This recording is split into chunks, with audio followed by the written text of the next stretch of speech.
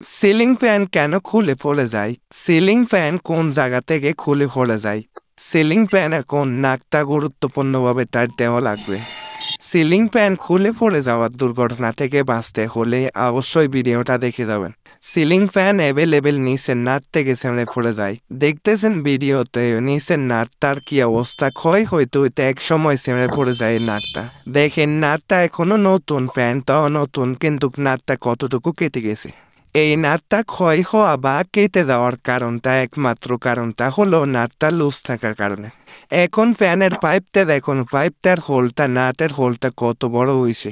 এইভাবে পাইপ আর নাট কেটে যাওয়ার কারণটা একটাই, নাটটা লুজ থাকার কারণে কেটে গেল আস্তে আস্তে করে। তো আমরা যারা নতুন সিলিং ফ্যান লাগাইতেছি, বিশেষ করে নিচের নাটটা ভালো করে তার দিবেন, কোনো প্রকারের লুজ বা গজা যাবে না। দেখেন সব জায়গায় কিন্তু নিচের নাটটা কেটে গিয়ে পড়ে যায় ফ্যানটা। আমার মতে সবাইকে সবার ফ্যানগুলা, পুরানো ফ্যানগুলার নাটটা চেক করা দরকার।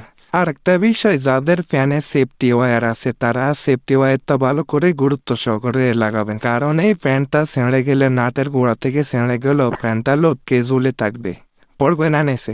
আবারও বলতেছি, যাদের বাসায় 4-5টা ফ্যান আছে তারা ইলেকট্রিক মিস্ত্রি আনে সব ফ্যানগুলার নাকগুলা চেক করে, নাট যদি লুজ থাকে তার দিয়ে দিবেন।